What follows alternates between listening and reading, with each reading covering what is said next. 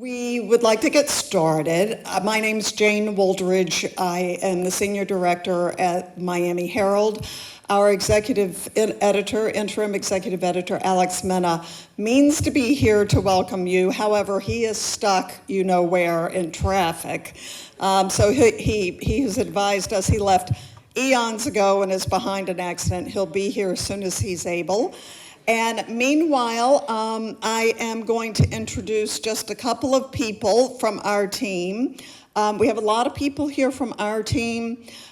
We are also live streaming this event both on the Miami Herald website and on the website of our partner, CBS4, and we will be posting this recording. So it will be widely available to people who aren't able to join us at this time of the day in downtown who are stuck behind a traffic jam. So we are welcoming, I'd like to welcome for you our senior editor for Caribbean and World Affairs, and that is Jay Ducassi. Jay has been with the Herald about as long as I have been, and we're old timers, so I'm just going to leave it there. But since I was a young person without gray hair. And our moderator this morning is Elliot Rodriguez, anchor at CBS4, an award-winning journalist. And our team are all award-winning journalists, I'm happy to say. So we're really excited to be here with you this morning and be able to present this program. We will have time for audience Q&A and welcome your input. So Jay?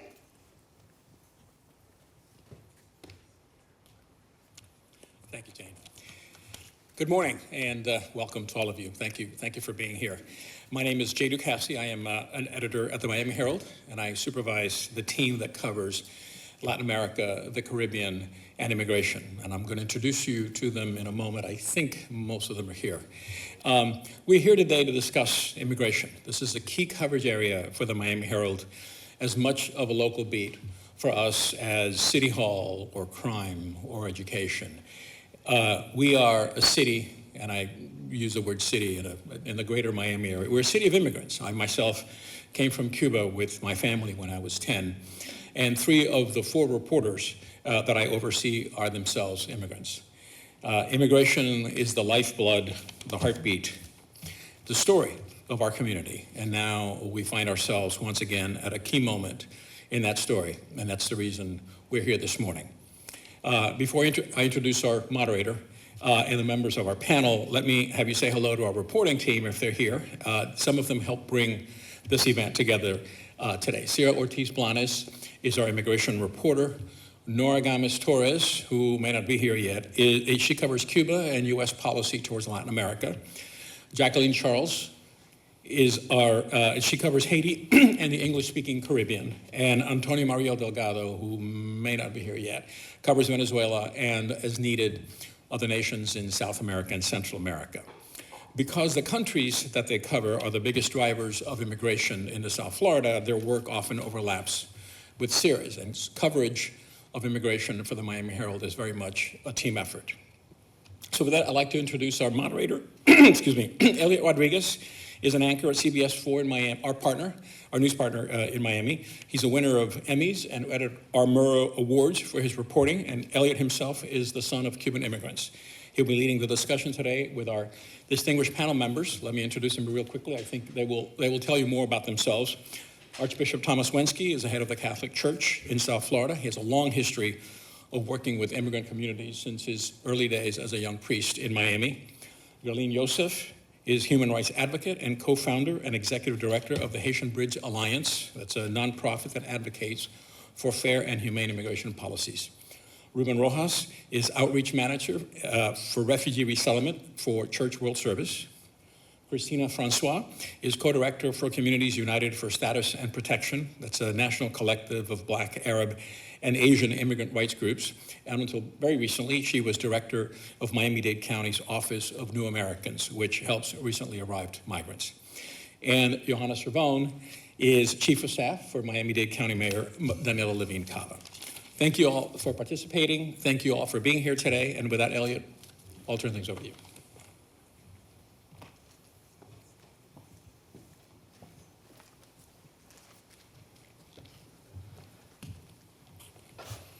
Jay, thank you very much.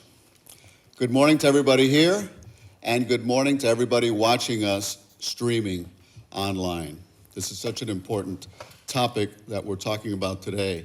I'm glad that people are able to join us online. The first thing I wanted to get my hands on when I found out I was moderating this panel was data, facts. I wanted to know how many newly arrived Cubans, Haitians, Nicaraguans, Venezuelans, and other new arrivals are living in our community.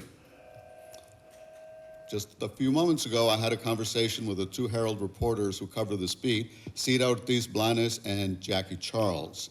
And these are the numbers that I'm hearing from them, and as we go through this panel, we can refine these numbers or take a closer look.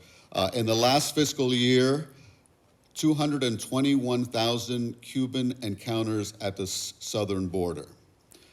Compared also 54,000 Haitian encounters at the southern border.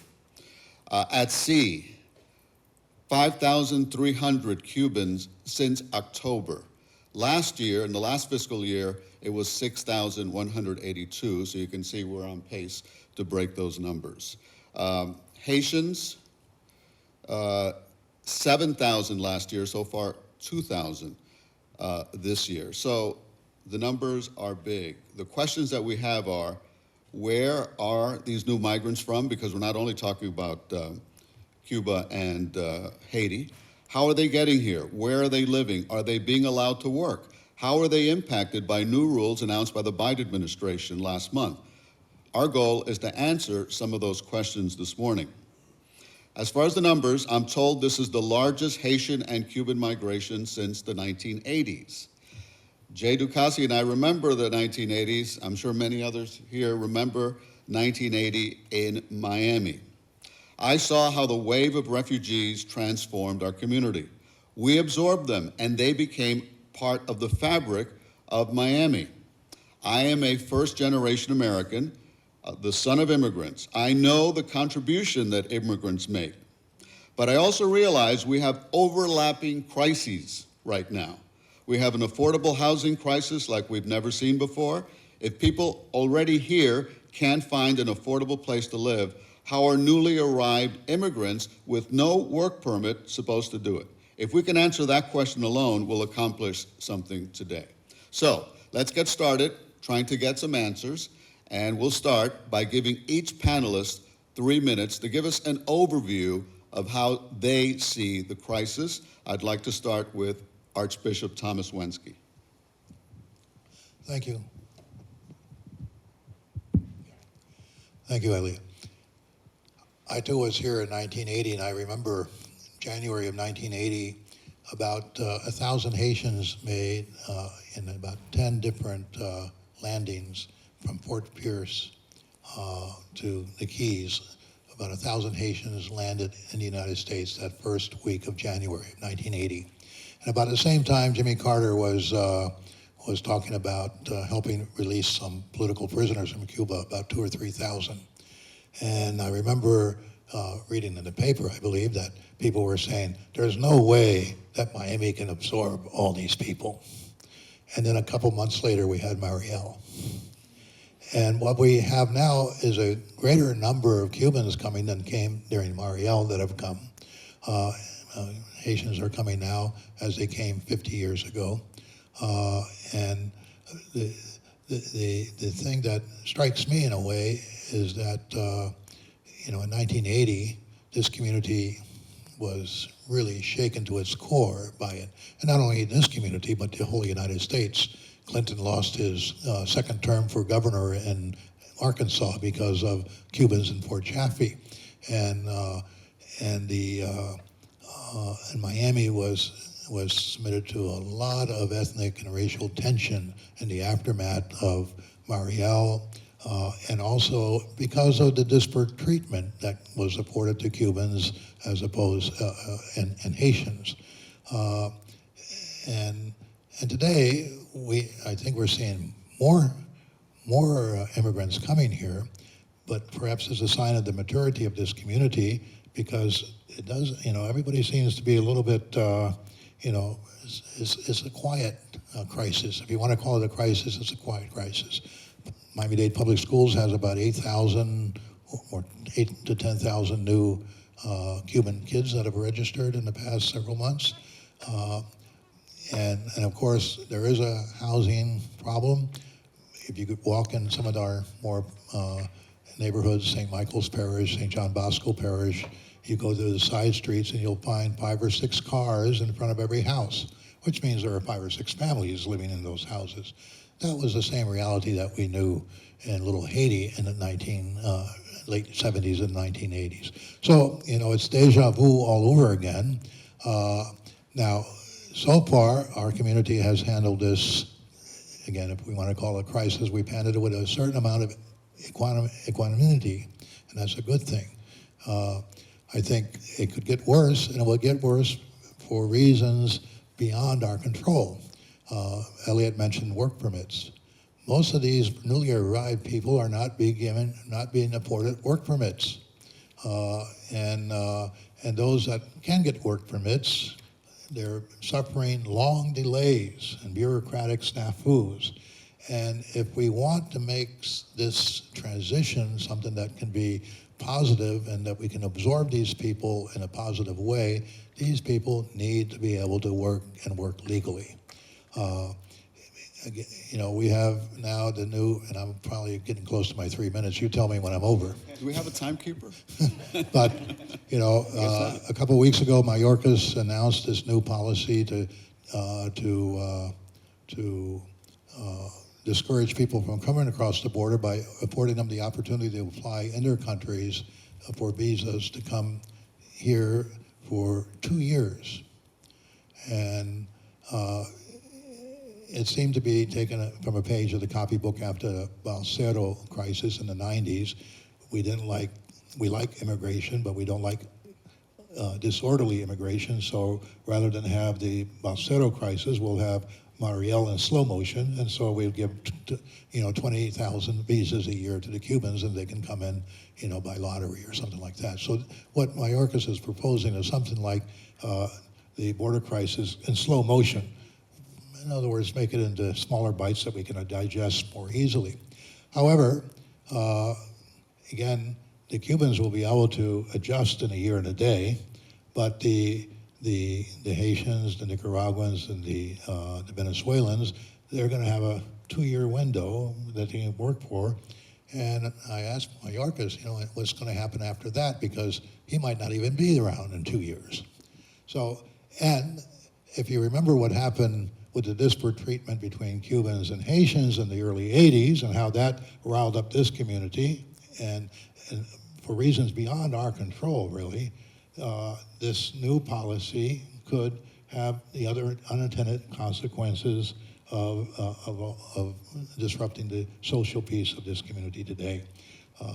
It's like even the policy has unintended consequences, as Jackie reports that half the police in Haiti now are applying for visas to come here, and so who's going to be left except the gang leaders? So I think I'll shut up, because I think Let me just say that after 12 years of Catholic school, I am not going to be the one to tell the Archbishop to stop talking. So is there somebody in the room with a timer who could give me a signal, or give him a signal? The bishop's minutes are a lot longer than everybody else's minutes. Apparently so. Okay.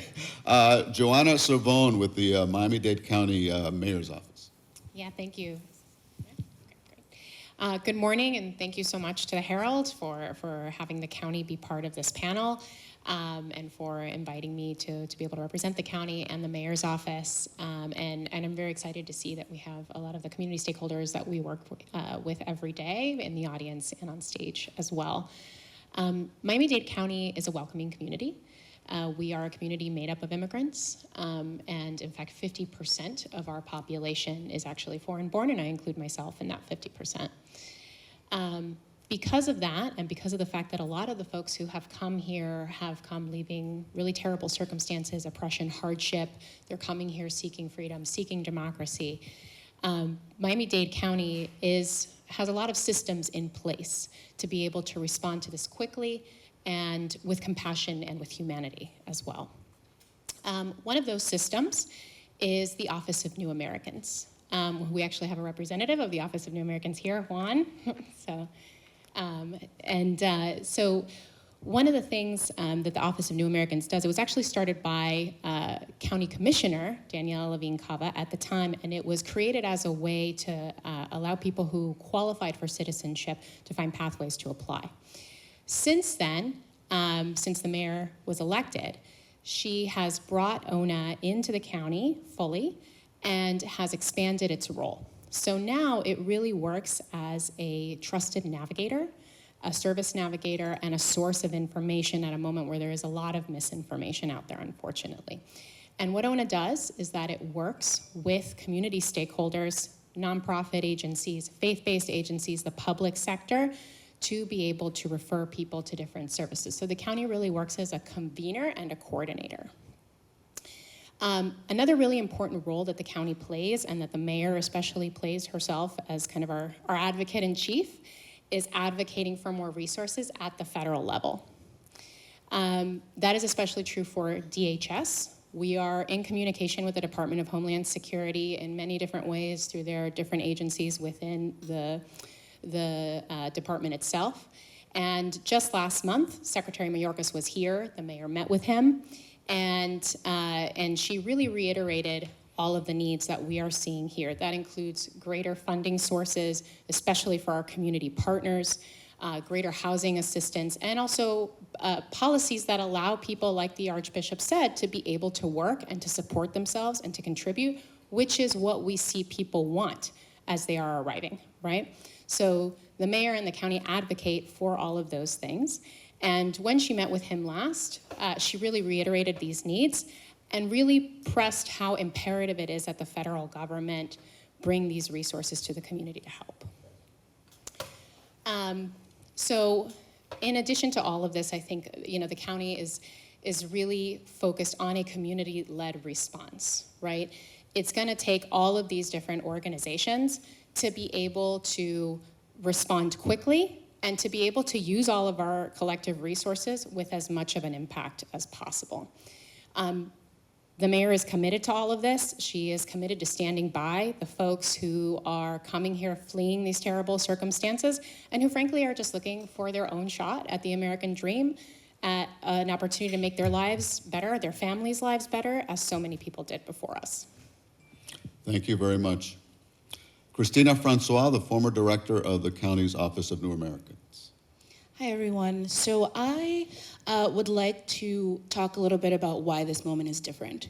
So there are 3 key turning points which make this silent crisis, I really like that framing, different than what we've seen in the past 40 years. So first we have the earthquake in Haiti in 2010, which displaces people throughout the entire Americas, right? Then we have a political instability in both Haiti and Cuba, particularly in 2018, where we see protests and definitely some different political challenges, which again causes people to flee, particularly state violence, but also communal violence.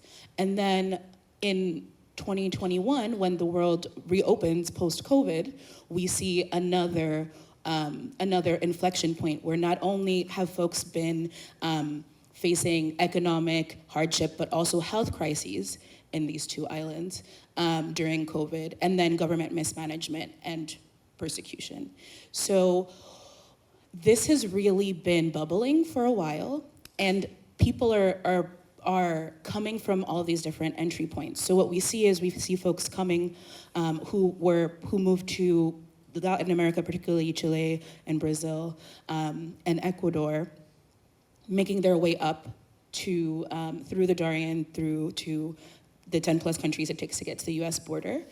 And then we also see folks returning to the sea, particularly in the last 2 years. And so when we think about the challenges that new arrivals are facing, we're also in the background, we have a refugee resettlement system that was broken for 6 years, severely defunded, we've had some of our major agencies shut down in the last 5 years. And so the organizations like Church World Service, like Catholic Legal Services, like so many other of our partners are operating with less staff, less funding, and less available resources. And so while we are able to absorb our communities because of our vast diasporas that have been so welcoming and have learned so many lessons over the past 50 years, it is a little tough, right? Because we're operating with our hands tied behind our back. And I think one of the roles that the county has played while I was there is really bringing folks together so that we can leverage resources to address the issue collectively, knowing that no one agency, no one entity can solve this issue, and knowing that it's not just about providing the direct services, but also about the advocacy. And I think that's something that's also different in this moment, is that we have a unified message versus competing messages, where we're not trying to pit the various communities against each other, but actually saying that there needs to be effective policy making at the federal level, and seeing where there can be local policy making. We do have, because of 50 years of migration from the Caribbean, we do have a county commission that is overly represented in terms of children of immigrants. We have city governments. Out of the 31 municipalities that make up Miami-Dade County, and even in Broward and Palm Beach County, a lot of local governments are actually led by Haitian and Cuban and other Latin American migrants and the children of migrants. And so it allows us to address the issue in innovative ways. It may seem a little piecemeal and patching because we're filling the role of what the federal government should really be doing, but I feel hopeful about the South Florida model, which has really been a model for the country in terms of immigrant integration, and really having a successful diaspora. Thank you very much. You did Archbishop time, though. Okay, next let's hear from Gaylene Joseph, the co-founder and executive director of the Haitian Bridge Alliance. Thank you so much. I think Haitian time and the Archbishop time. Oh, the same? Put it together, I don't know. I learned something new. Thank you so much, Miami Herald, for having me, Gaylene Joseph, Haitian Bridge Alliance, the Black Immigrants Bell Fund, and Cameroon Advocacy Network. Really understanding and piggyback on what the Archbishop and the panelists mentioned is the reality of why people are migrating. I think really looking into the root causes of migration will lead us to understand why people are migrating and better prepare to receive them and better prepare to provide the right support in a culturally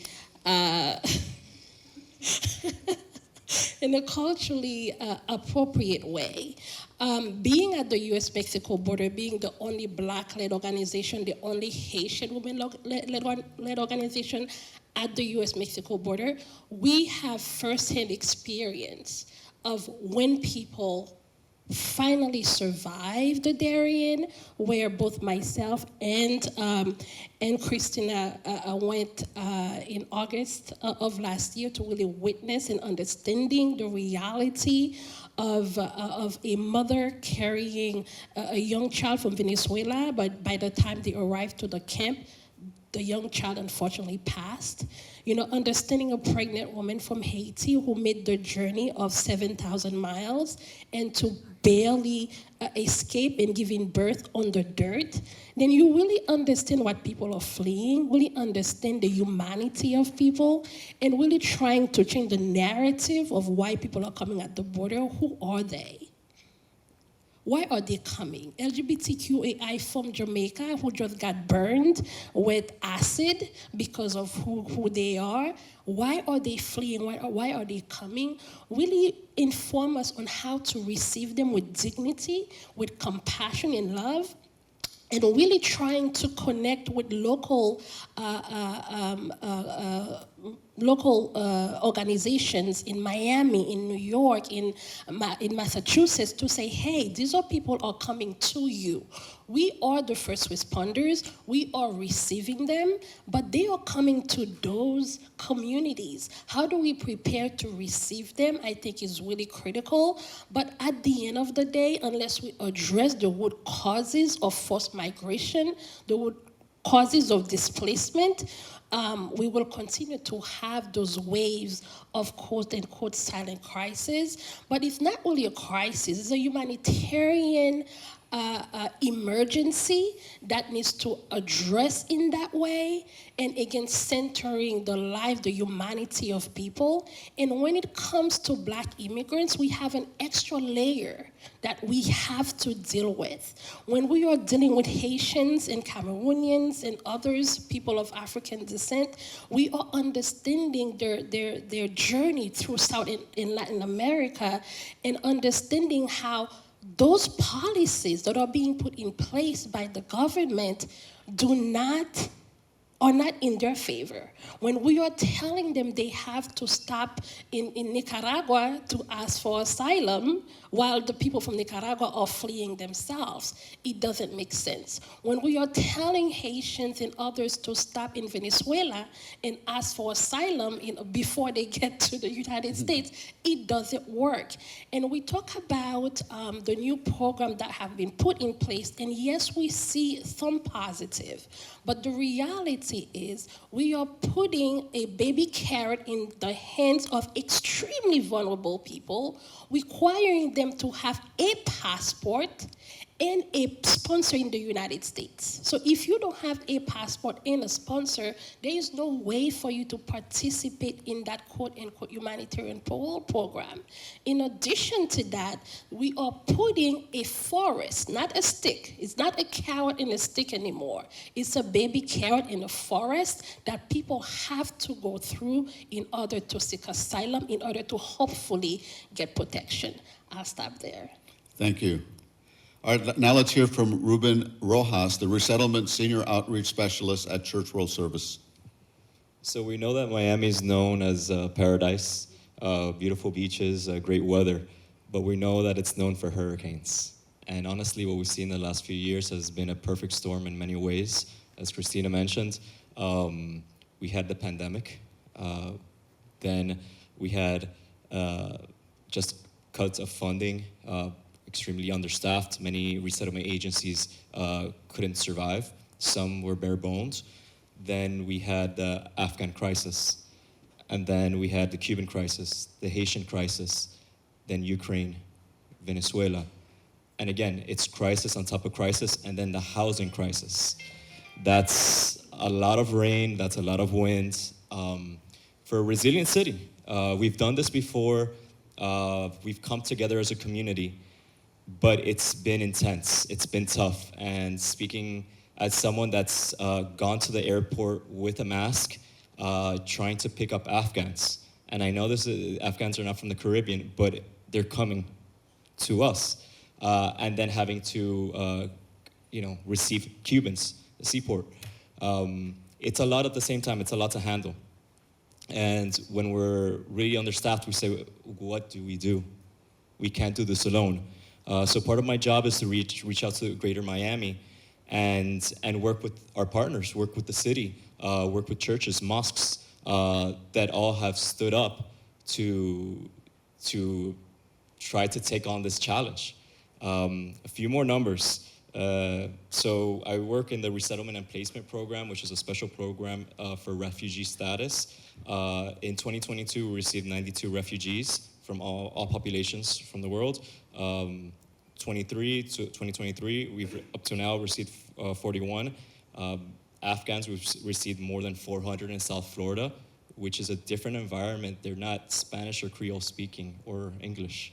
So Ukrainians, we received more than 500 that we've serviced.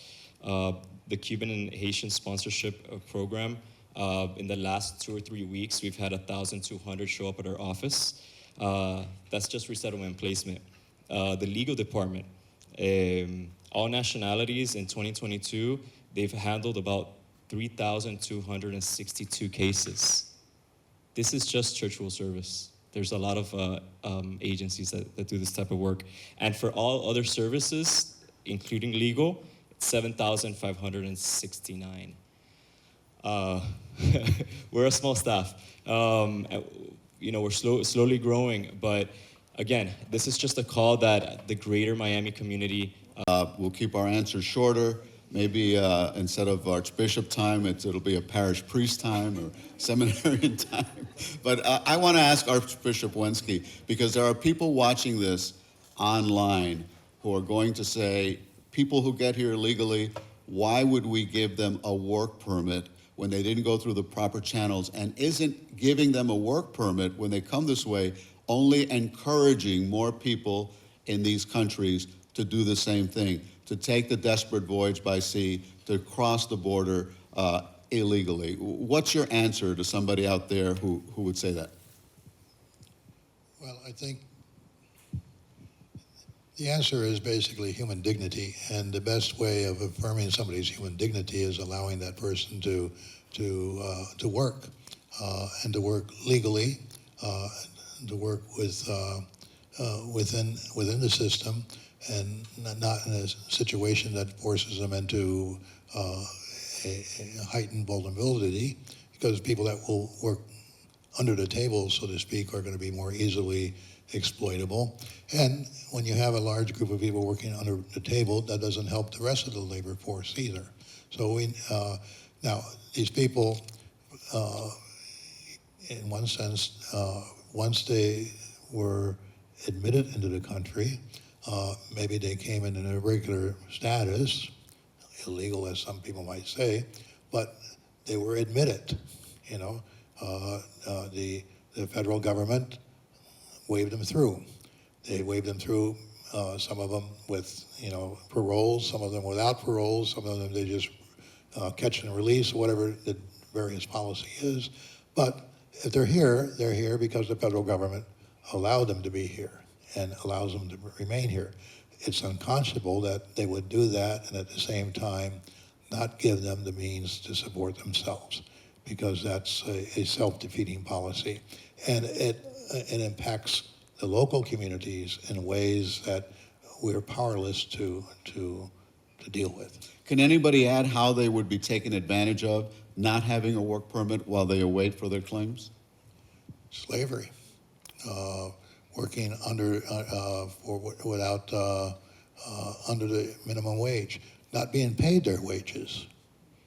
We just had somebody in the west coast of Florida that was arrested for dealing, basically holding in slavery legal temporary workers that were brought in to work in the harvests, and they were mistreated. So it's a real problem out here. And the added layer, there have been many cases of domestic violence as well, and familial violence where, people are forced to do domestic work or, put in other situations and extorted, and then said, if you don't do what we say, then we're going to report you.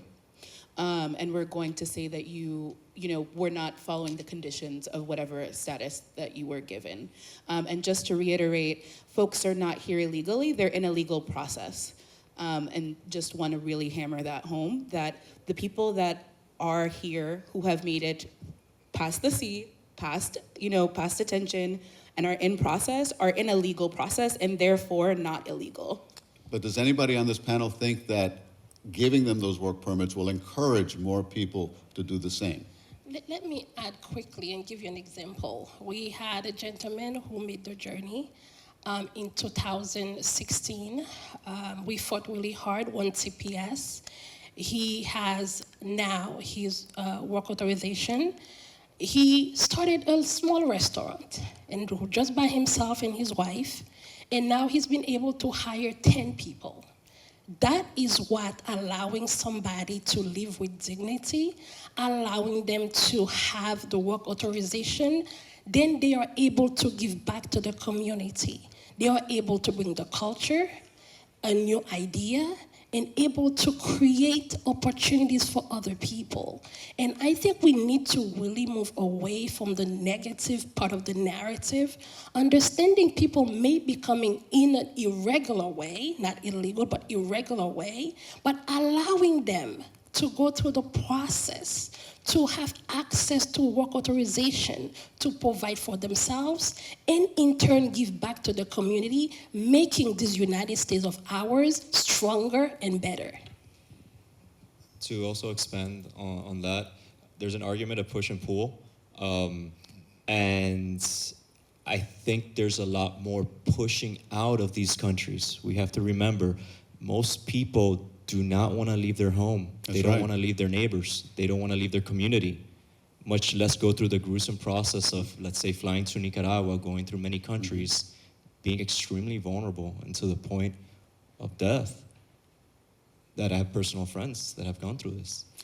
To come to this country and then to be vulnerable again, a work permit again is human dignity, and it creates an opportunity for our community, for our city, and it's not something that's gonna draw or ask, they're gonna tell the neighbors, hey, we can work there. No, their neighbors don't wanna leave as well.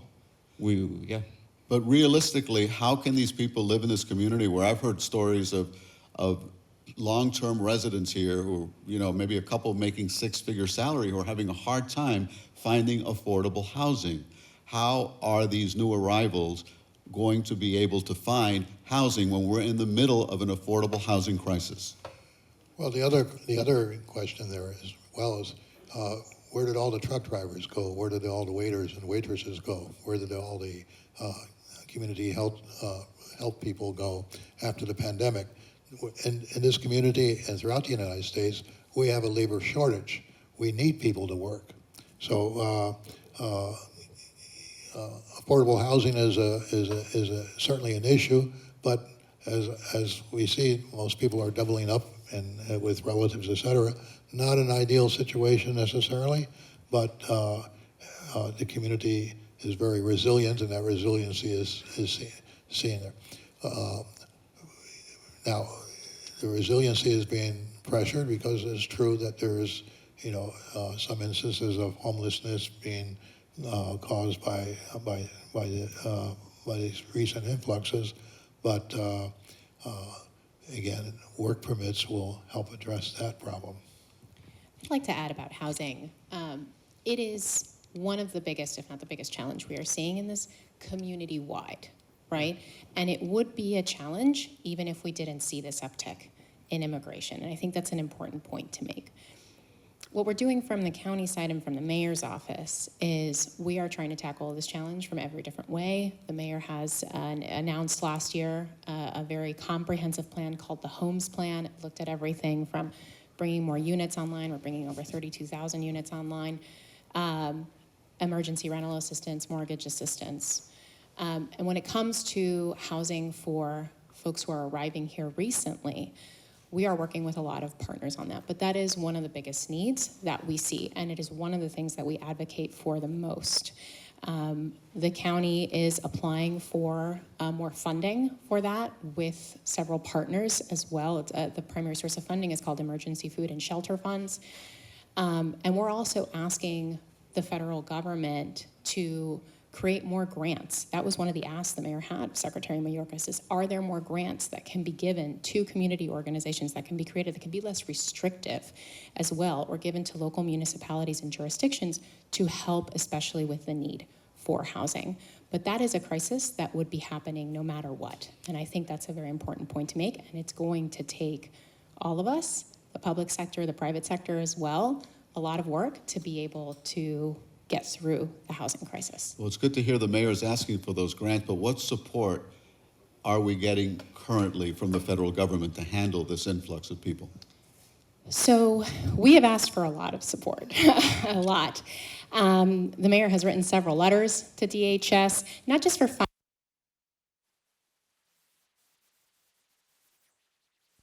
Venezuelans and Nicaraguans as well has been a really important advocacy point.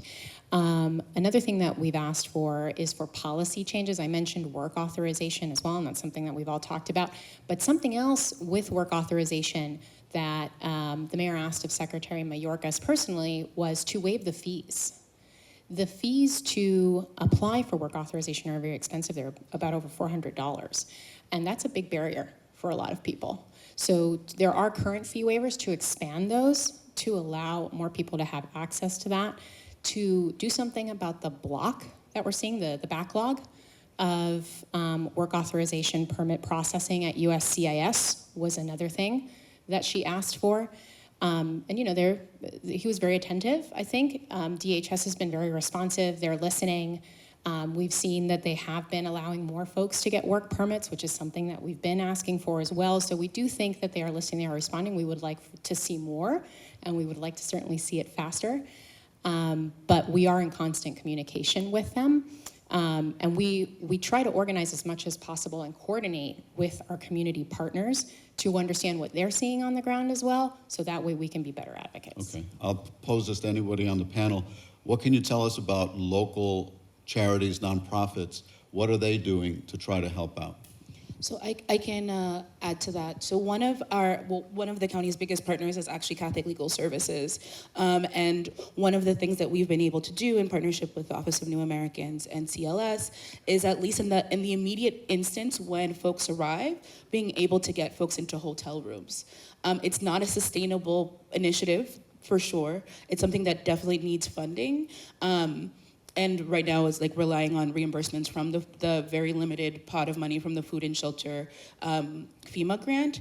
But it's really been a moment where whether it be individual faith-based organizations or community or other community-based organizations, are reallocating their own resources to be able to get immediate, whether it's for a week, whether it's for a month, some temporary housing for folks as they're going through this process. What other charities, anybody shed light on what other charities that are involved? Well, Catholic Legal Services does the immigration side of it, and we have Randy McGordy is the CEO of it, and he has about 34 lawyers. They see about almost 2,000 people a month now, I think, for various immigration services, from work permits to asylum applications, et cetera, et cetera.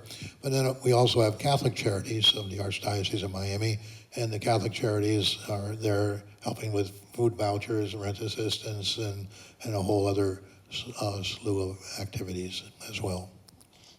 I also want to add, we have community centers within the Haitian community, like Saint La. We have organizations like FAM and others that are working within the community. But I also want to share that we see people welcoming people into their homes, right? We see families agreeing to receive people. We see neighbors agreeing to have people stay with them for a month, 3 months, 6 months until they get a work permit and being able to provide for themselves. We also want to make people understand that with having also the work permit, they're able to get housing for themselves, but they're also paying into the federal government. They pay their taxes, they pay Social Security, right, that they might never get, right? That's the reality. All those people we are calling, quote unquote, irregular, people on TPS, understanding that they are funding the federal government with their tax dollars as well.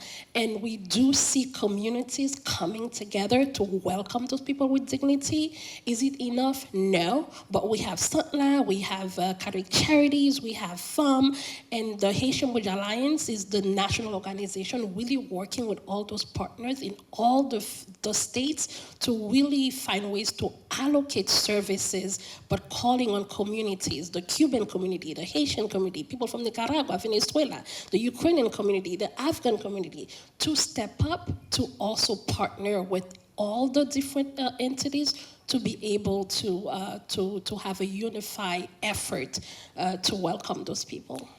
And once people get work permits, hopefully through the advocacy of all these people in this community, they will go where the jobs are.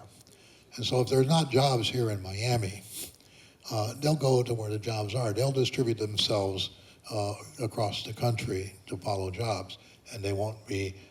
And if they have the opportunity to work and they're living on the charity of one of their relatives or neighbors, and if they don't take the opportunity to work, the relatives and neighbors will encourage them to move on, to take the opportunity to work. So really, one of the key things to solving this silent crisis is work permits and a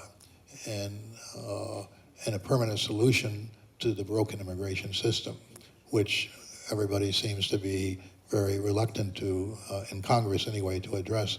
But there are, hope is always eternal. Let's hope that there is a solution. I want to mention as well that we've been working with Jewish Community Services of South Florida, Changemakers, which is a nonprofit that helped tremendously with the Afghan community.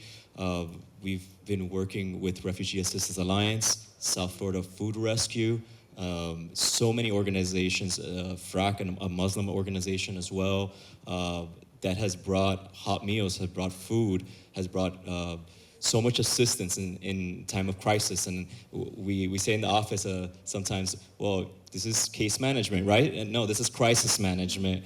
So a lot of community members have stepped up. Barry University volunteers, extremely active. Volunteers driving from West Palm Beach to Miami, to bring Orlando, to bring, let's say, a bicycle, because they don't have a car, they can't get a driver's license to go to work. So we have a lot of companies stepping up. I'm also a partner with Florida Makes. Manufacturers from all over Florida are saying, we need people, and we want the recent arrivals. We want them. And Ruben, I understand you also have experience with unaccompanied minors who are arriving here. Correct, Tell we us have an about that. unaccompanied minors program. How many? It's about in the 80s, yeah. So handling those cases as well. Well, what happens to those unaccompanied minors? Well, we process them. We have case managers that look to see if there's some way to contact the family in the home country, contact anyone here, and they have to go through a legal process of finding a guardian. And it's very, very sensitive, and it can take a while for each case. I read in the Miami Herald this morning that the Bahamas is cracking down on undocumented Haitians. What impact will that have on people arriving here through sea or other irregular ways? I think it's going to apply another pressure point, and I think this is also happening at a time where the administration is trying to change our asylum process, and I think that's one of the underlying or the undergirding arguments for the situation that we're seeing is that over the last 7 years, really maybe even 10 years, we've seen a chipping away of the right to asylum in the United States, whether it be by land, sea, or showing up at the airport. And what happens is that it really limits, so one of the benefits of organizations like Church World Service is that they're able to do the deep case management and support services for new arrivals because they're designated as asylees or as refugees. However, when you are designated as irregular and you're coming with either humanitarian parole or advanced parole, or just given an appointment to do an asylum hearing, you're not really given those additional resources to be able to get the support services that you need. So when we look at folks that are most likely going to be leaving the Bahamas to come to South Florida as the closest neighbor, we're going to have to be prepared to respond to welcome folks with open arms. And we got to help Haiti fix itself, really. And Miami, we're lucky because we're in this subtropical climate with beautiful weather, beautiful beaches and everything, but we're surrounded by islands of pain, real pain. Haiti, Cuba, Nicaragua, Venezuela, and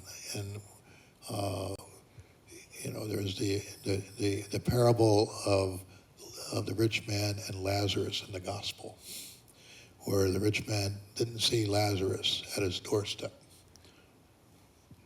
and these people coming here are the modern day Lazaruses of our day, and the rich man went to hell not for any any bad thing he did. You know, they didn't say he was corrupt or a profligate or adulterer or anything like that. He went to hell because he didn't see Lazarus on his doorstep. So, we have the challenge. This, this is our brother, our sister. We have to see the modern day Lazarus today. To touch upon, go ahead. I just wanted to add that people have to understand the root causes of those forced migration are in part direct response of U.S. foreign policies in those countries. We have to understand the history between Haiti and the United States from the beginning, from the 1700s to 1804, to the embargo, to the occupation, to the foreign policies that continues to uphold both what we call internal violence that they support, and also external violence that is continued to be pushed on the neck of Haiti by the Congo, by the United States and others. We have to understand those realities, the history between the US and Cuba and Nicaragua and all of those countries. We have to hold we have to be held accountable, and we have to face the reality that some of the root causes, not all, but some of the root causes of forced migrations from those countries are in part due to U.S. foreign policy to those countries. Ruben, go ahead. Right, to touch upon arrivals with no status per se, and no work permit, as we were talking. We know it was national news that Nicaraguan prisoners were released, given humanitarian parole. However, they're not eligible for our benefits. They're not eligible for many things. And a lot of them were political, or most or all political prisoners. And they've come here to Miami.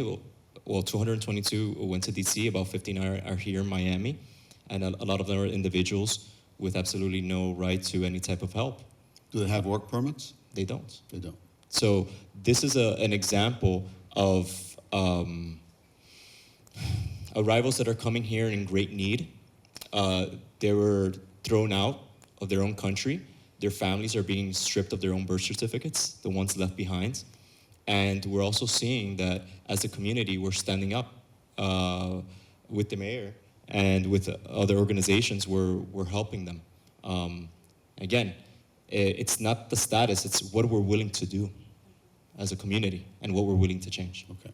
I'd like to add about the Nicaraguan folks who have arrived. We're actually going to have, the Office of New Americans is going to host an informational panel for them this weekend because their ability to be able to move forward and start a new life is very limited given the circumstances that they came under.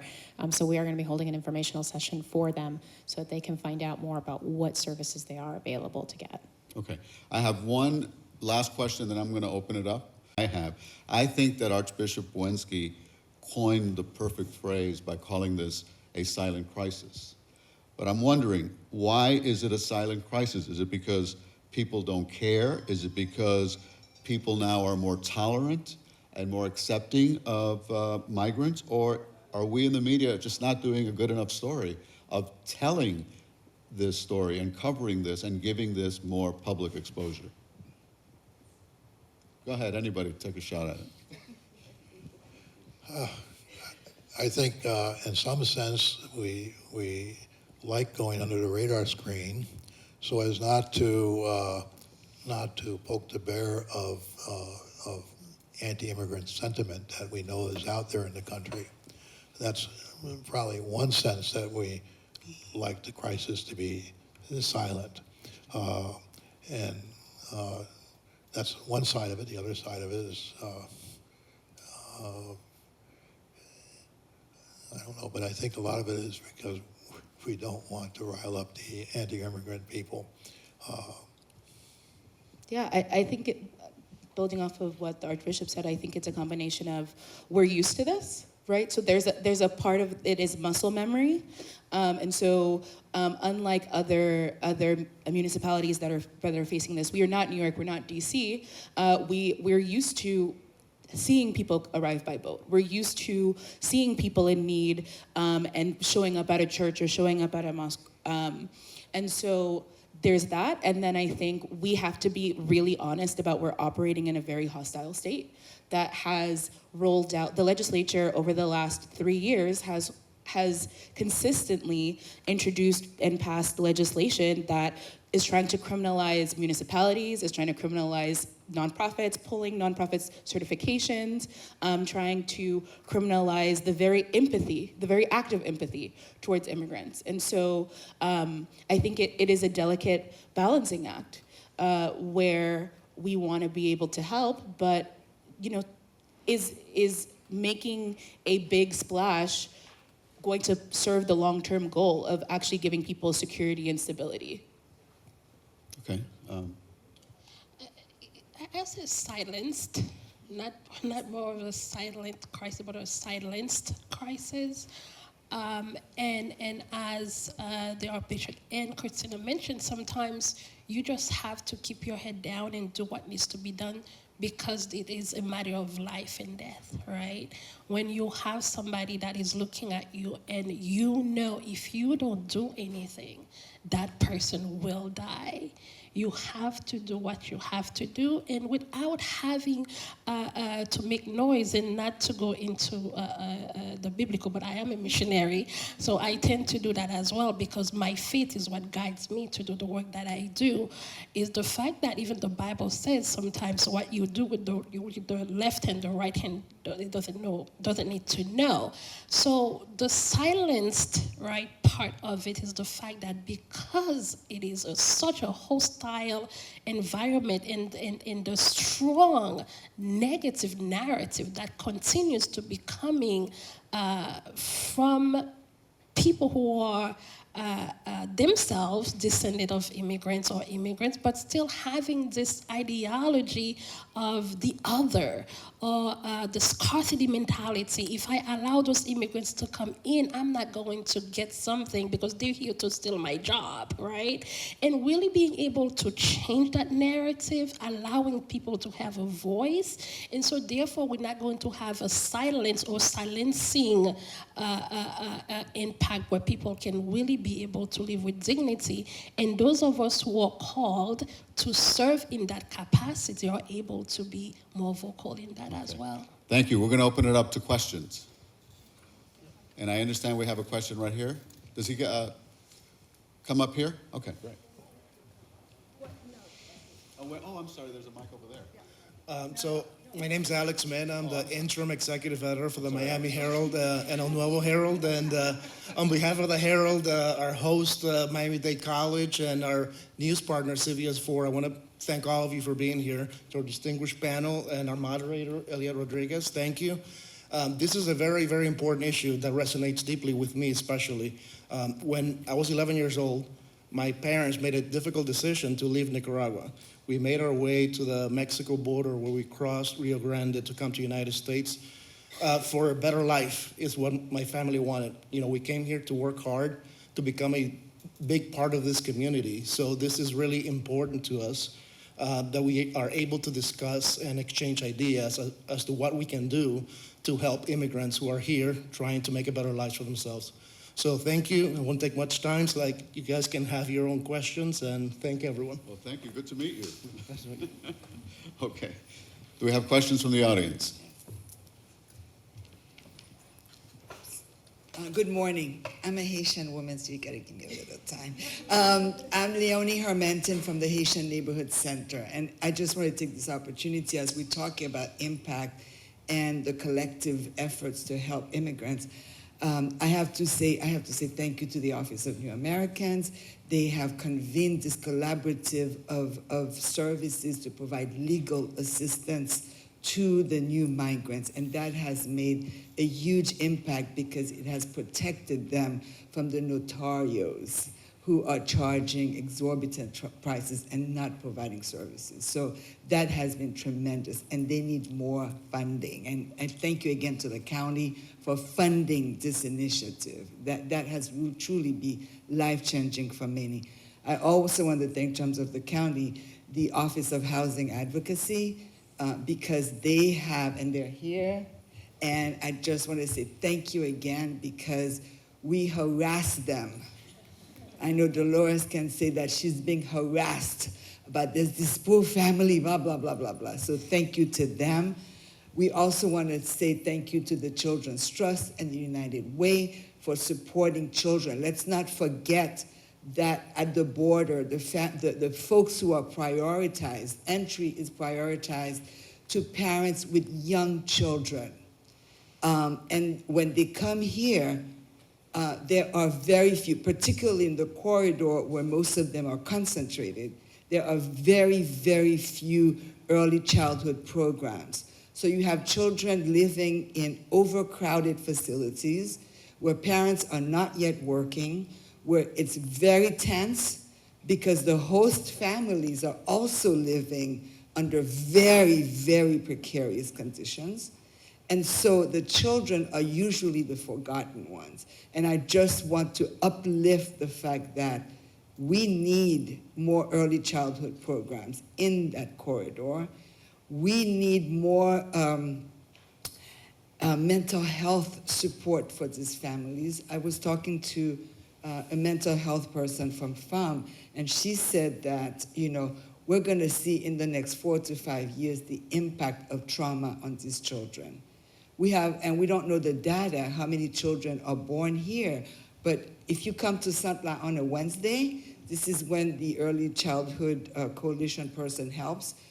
There's like a huge parking lot of baby strollers and things like that. So the impact, let's not forget the little ones, the 0 to 5 who don't have, especially 0 to 4, who cannot be admitted in schools, who don't have the services, and whose parents just are not focusing on them. So just want to uplift that as we speak about impact. Thank you.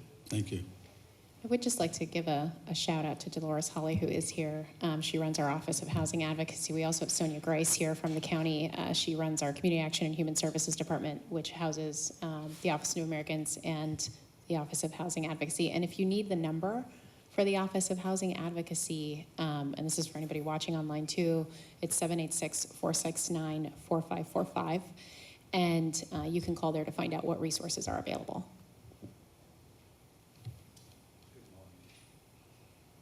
Yeah, speaking to the Good microphone. morning. My name is Yves Renaud. I'm a physician for Haiti and former head of Haiti Online. I have 3 questions. One for you, Elliot. Yes. Why the media presented the migrants from Darien as invaders? Did the media create the hostility against the refugees from Rio Grande? What if they were from Sweden? I have a question for Bishop Wensky. Why America did not open its heart to the heroes from Darien? I have one more question, but before, it's very emotional to me. I'm thinking of my friend Jean-Robert Lafortune. I miss him today. Immigration, or simply put, migration, is a natural way of fleeing danger. Look at the birds coming to our shores from Canada every winter. When we cannot breathe because of smoke or alkali odor, we escape. In Haiti, the police is afraid and fleeing. The priests are afraid. The nuns are afraid. Nuns are killed. And recently, to have a mass at Saint Bernadette Church in Haiti, what happened? To have this mass, the church has to request the authorization from the gang members to get the authorization to have a mass, and they get it. and the gang came in the church to provide security. And the priest had to thank them for allowing them to have services. The recent forced migration from Haiti came less than a month after the assassination of the president, Jovenel Moïse. It came to its paroxysmal point after the appointment of Ariel Henry as de facto prime minister and supreme head of state, whatever, without the title of president. With a cloud of suspicion against Henry, 14 phone calls with the president killers, there is no hope in Haiti. There is no passport in Haiti, only 40,000 passports left. And my last question. We know we need to stop the bleeding in Haiti. At the same time, we need to open our hearts and our arms. My question is, why America did not open its arm and its heart for the Haitians? Thank you very much. Thank you for your question. I want to address what you asked at the beginning about the media coverage of immigrants arriving in this country. And you're absolutely right. They are portrayed as invaders in some segments of the media. You will never see that from me because I know where I came from. My parents came to this country from Cuba not as a result of the revolution. They came before. My father came in the 1940s, my mother in the 1950s, and they met in New York. They came on tourist visas. They overstayed their visas. My mother wanted to move back to Cuba. My father wanted to stay in New York. And they had a baby. So I always tell people, before I became an anchor man, I was an anchor baby. So you will not see that coverage coming from me. But I do agree with you that we do see that in some segments where immigrants are looked as invaders. And we're not, because we know that this is a country of immigrants. Go ahead. Anybody else want to take a stab at what he said? I just want to tell you that I personally hear you, Tadeo, and I see you, well. I feel your heart, Santiquel, and I am with you in all of that. And please, I can't answer the other questions, but I just want to acknowledge the fact that we are in this together. Thank you. Next question. Good morning. My name is Nora Gomez. I'm a reporter for the Miami Herald and El Nuevo Herald. I cover Cuban affairs. Thank you so much for coming today. I have a couple of questions, if I may. I have a question for Archbishop Wensky. You have lived through so many migration waves. You were here in Mariel, the Balseros crisis. I wonder if you can share your thoughts about how this current wave, it's different from what you have seen before. And I wanted to ask you about this not making a big splash to not stir anti-immigrant feelings. I have several reports of Cuban migrants, recent arrivals paying or being asked to pay $6,000, $8,000, $10,000 for lawyers to represent them at the asylum court. I do wonder what can you do to spread more, the information about the resources you're offering, and what can we do as media outlets that are really committed to covering this issue? What can we do to help people coming from Cuba, from Haiti, and from these other countries? Thank you so much.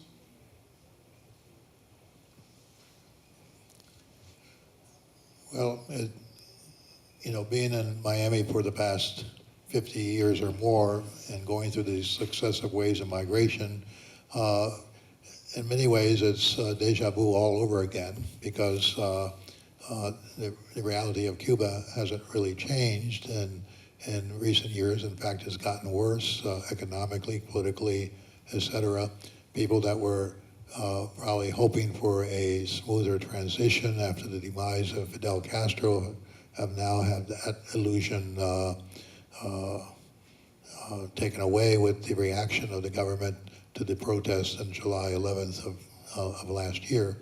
And so the country is bleeding people, creating a real struggle in Cuba itself for lack of people showing up at various jobs and stuff like that. So the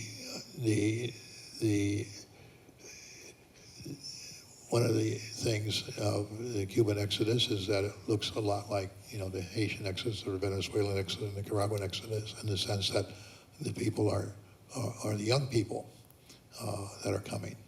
In the 60s, we had the freedom flights from Cuba, and that was more of an older demographic. And so when you put a pyramid, you put the age group of Cubans in the 60s and the 70s, it was pretty much like there were as many elderly people as there were young people. Now it's more like a pyramid. Older people, very few; younger people, a broader base, and that's perhaps one difference. And the young people are leaving because they're seeking to grab at hope of creating a life. If you're in your 40s or 50s already, you're not going to really, remake your life. If you're a 20-year-old, a 25-year-old doctor graduated in Cuba, you can hope that when you're in the United States in 30, you're going to be being a doctor. If you're a 55-year-old doctor in Cuba, well, you can come to the United States, but you'll probably be, working at a service job because of what the reality of being able to educate and adapt, learn another language, etc. So a lot of it looks the same, and it's different because there's a lot more of it in a very quick amount of time right now. Just really quickly about the resources and what, in terms of media coverage, we can do.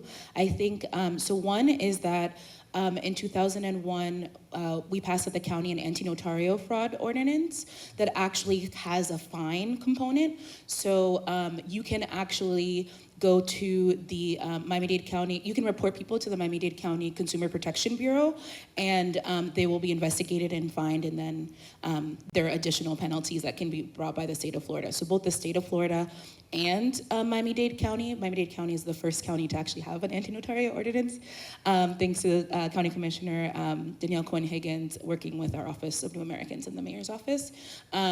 So I would say definitely you can contact 311 and report somebody, like they'll connect you to the Consumer Protection Bureau, but also reach out to the Office of New Americans in terms of getting access to legal services. If we can't do it, I know, I'm breaking, I was there for 4 years, so if ONA can't help you, at least with a legal consultation, they will refer you to qualified legal service providers who will not be charging you exorbitant fees. But if you have already paid somebody, definitely report them, because with every immigration announcement and uptick in media coverage, we do see a rise in cases of notarial fraud. So for those of you that don't know, there are notary republics that present themselves as legal practitioners or attorneys.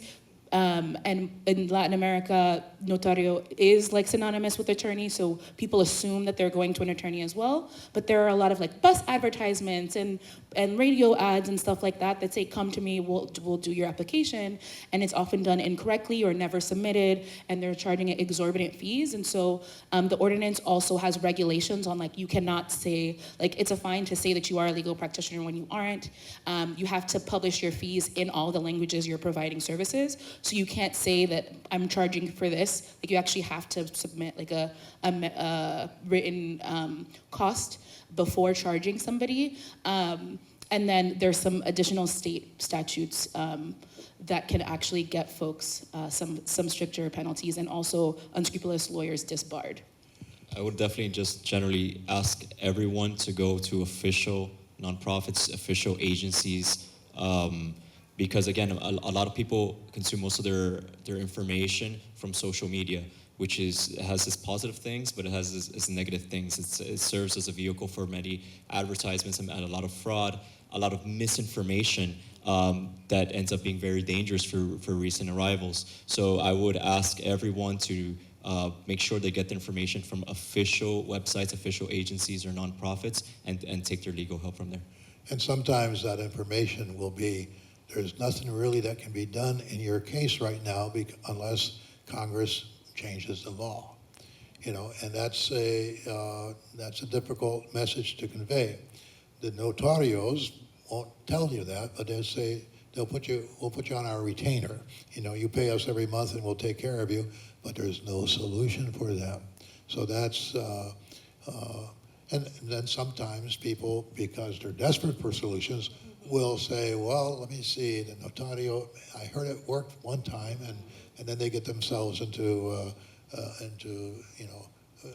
something fraudulent that gets them in even bigger trouble down the line. So, And if folks are wondering, you know, which nonprofit should I go to, which agency, you can find that out through the Office of New Americans. That is one of the major roles that it plays, is it gives people good, solid, correct information and refers them to reputable agencies that are very trusted in the community. When it comes to legal services, we work with a lot of folks, the Haitian Lawyers Association, we work with FAM, with Catholic Legal Services, with World Church Services as well. I mean, so many different folks doing this very important work, and you can just call 311 and they will connect you to the Office of New Americans. And I do also want to say that Christina, you know, in her years with us as the director of Office of New Americans, really spearheaded this community-led response under the leadership of the mayor as well. And we sadly lost her to a graduate program in New York City, but we miss her. Thank you. Next question. I don't want my remarks to be treated as negative, however, and I say that I have personal experience. I lived 10 years in the Caribbean. I lived 2 years and worked in Haiti. I lived 6 years and worked in Honduras. I've seen the plight. I understand that. I buy into that. However, there is another side of the story I think we should understand as taxpayers and as community members.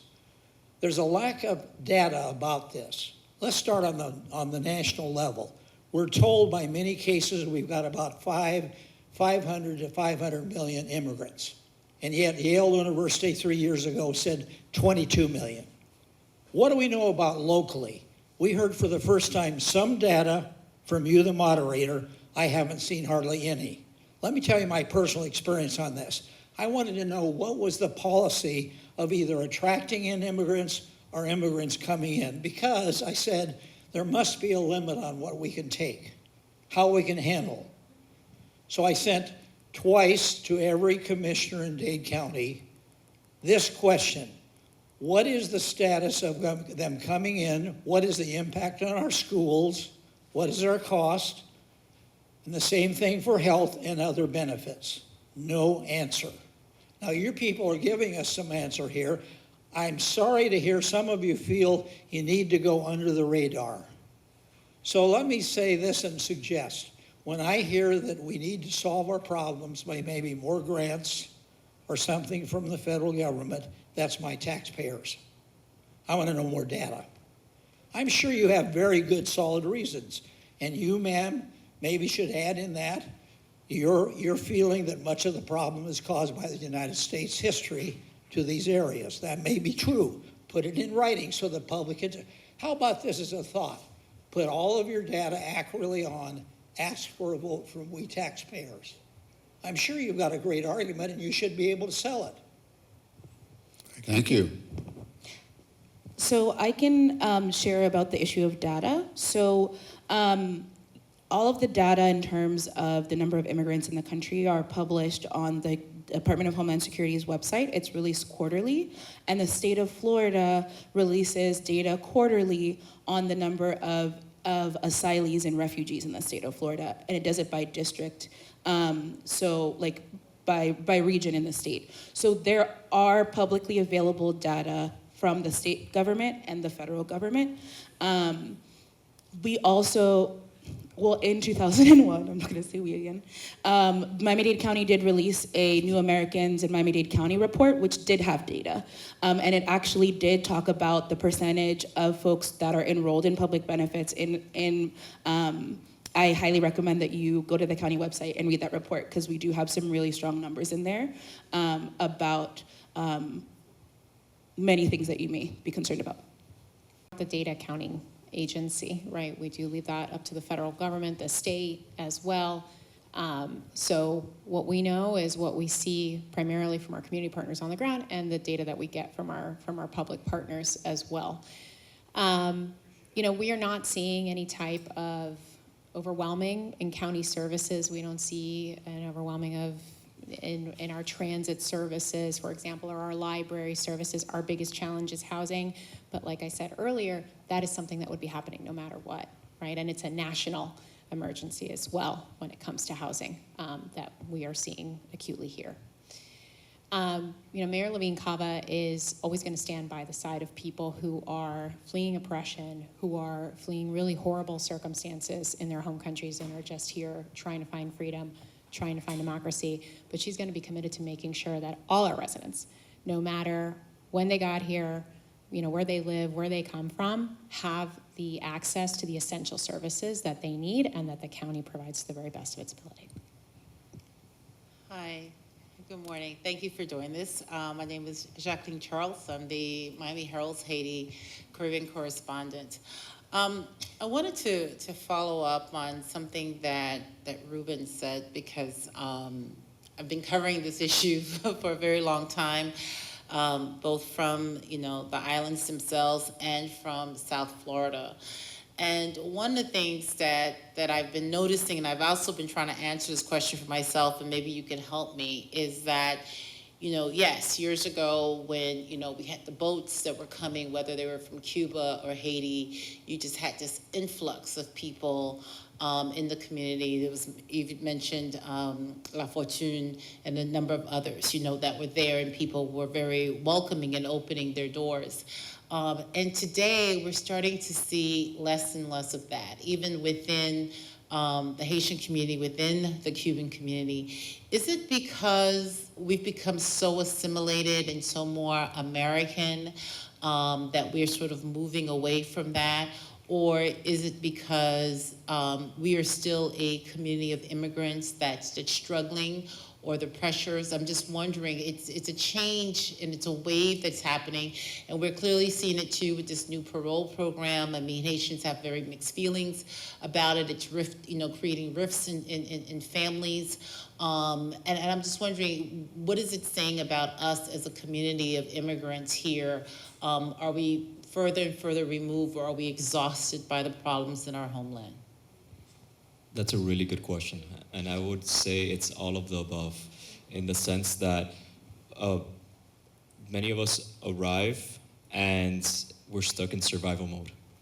So, and also, sometimes Miami is known as a community that does not volunteer as the rest of the United States. But we have to remember that a lot of the families that are here are volunteering. They're working 2 or 3 jobs to be able to take care of their families here, be able to survive here, and be able to take care of their families back in their country, and now having to take in 1 or 2 families in their own home. So there is a silver lining to that our families have been working a lot.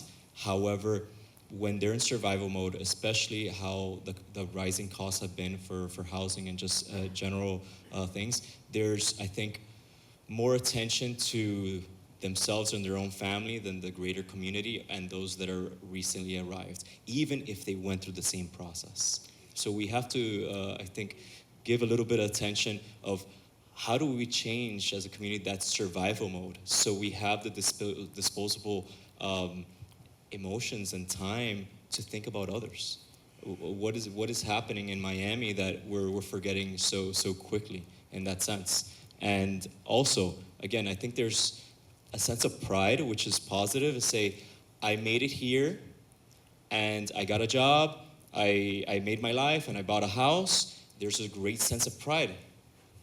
But I think that same expectation as an immigrant living the American dream, we have to be very careful with that sense of pride, because you can't lay the same standards on someone else that's coming under different circumstances, maybe from your own country. It's still different circumstances, and say, again, if I could do it, they can do it. Why should I help? Or why should I extend a hand?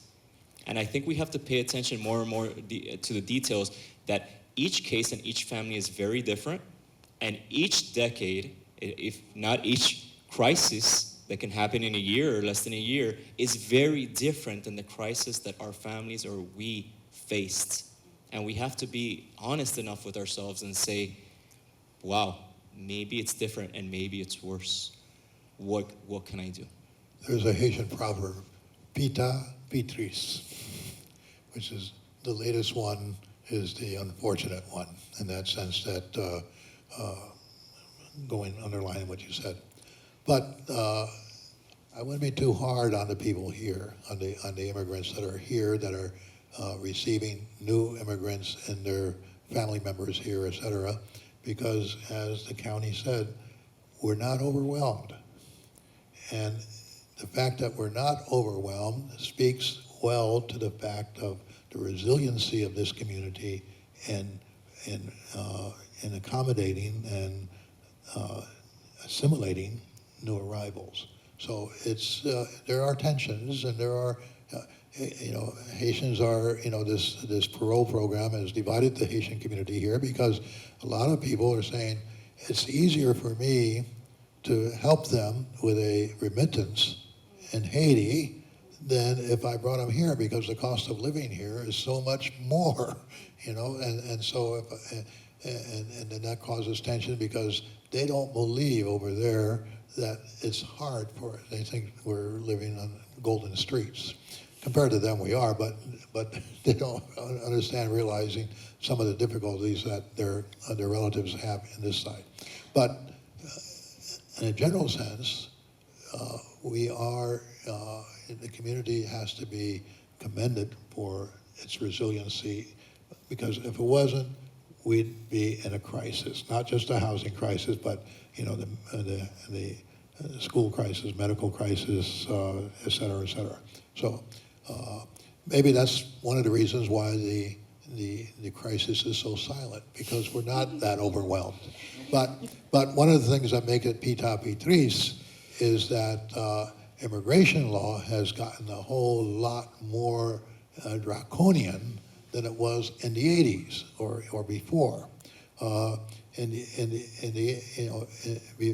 the 90s, if you were out of status, but if you figured out a way that you could get legal, you got legal, and it was fine.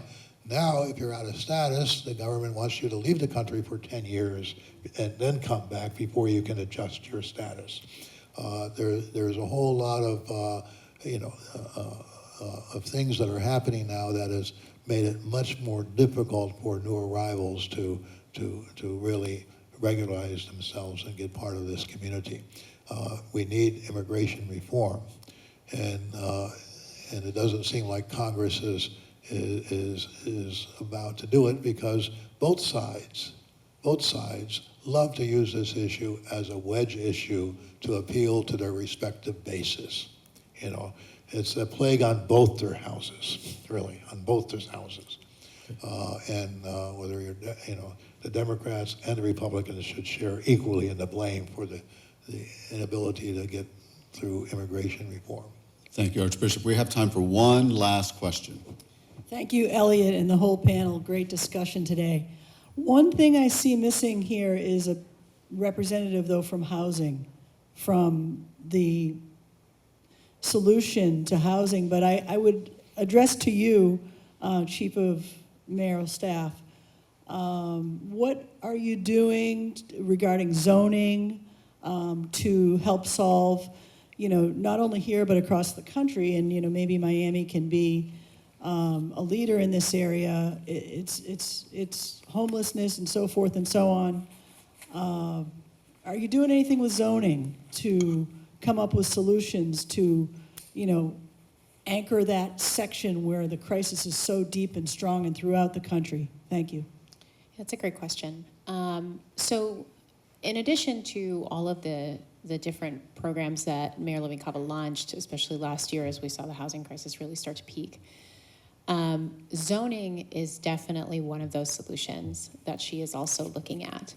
And there's a lot of different ways to tackle this. So zoning in the county also it has to do with the administration and also our Board of County Commissioners. And there are commissioners who are also working very hard on this issue. What comes to mind right now is our chairman, Oliver Gilbert, recently passed the RTZ ordinance, which what that does is create more transit zones, which allows for more density. They worked with municipalities across the county to allow for more density throughout the county near transit zones, so people can also get out of their cars, which also is an affordability issue as well. The mayor and her administration, through especially our Department of Regulatory and Economic Resources, are looking at other zoning solutions that can allow for people to be able to create different kinds of housing. So multifamily housing, duplexes, townhomes, things like that.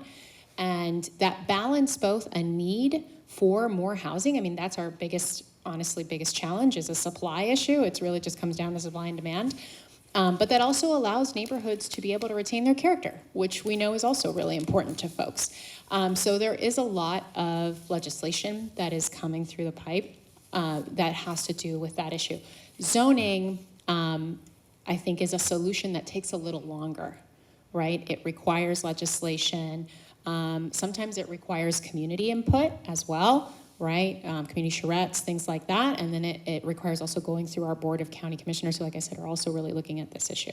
But it is a really great question and another very important piece of the puzzle as we try to solve this crisis. Okay, I have to throw in one last question for Gerline. I understand you just got back from the board. The CBP One, which is an app that was created where people have to put all the information, apply, and everything like that. And if they get approved, they get an appointment to come into the U.S. It's not asylum, but they get into the U.S. through that exemption. Then once they are here, they have a year to apply for asylum.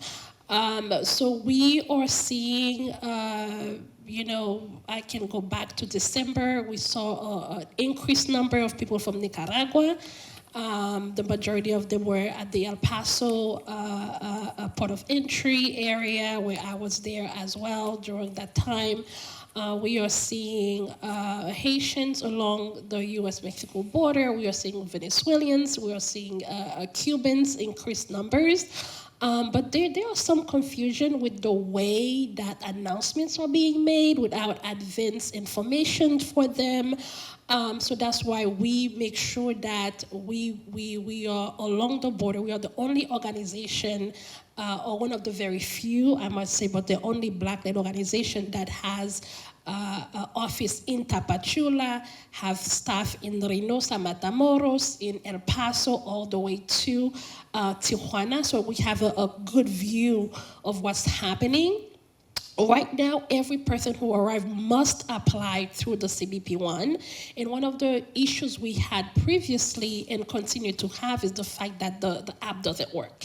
They released the app without Haitian Creole. We had to create a step-by-step how to use the app in Haitian Creole and share that with the community. So we saw an increased number of Haitians being able to participate because of that. But right now, the border is closed. Title 42 is still in effect. If people from Haiti, Nicaragua, Venezuela, and Cuba tries to enter irregularly without going through the app, they will be returned to Mexico. And that's the reality people don't understand. Whenever we hear something that is good, it is attached to 1 million extremely bad policies. Yes, they have a very narrow way to enter the U.S. And we also know that 20 states, including Florida, Louisiana, and Texas, are already suing the Biden administration for even allowing that very, very small number of people to get access to security and protection. And that includes extremely vulnerable medical cases, unaccompanied children and people who are in desperate need. We had some issues with the app capturing the likeness of darker skinned folks. I was on the ground literally along the border, and we have staff along the border. I personally tried to use the app, it didn't work. So we are hearing more numbers of people being allowed through the app, but it's a challenge. But really, people need to understand when we hear something, what is attached to it is never really good. So right now, if you're from Cuba, Venezuela, Nicaragua, and Haiti, you have more barriers to go through. And with the new asylum rule that is being put in place, requiring people to apply to a previous country, is also a big issue. So we are seeing the work being done on the ground by local organizations with very, very minimal capacity. But again, it proves how we Americans are dedicated to welcome people with dignity and how we care about immigration, whether it is from Ukraine or from Haiti. We understand all people must be welcomed in the same way. So yes, we are seeing people at the border, but we are working with the community on the ground, but also working with DHS and working with various departments within DHS to push for solutions.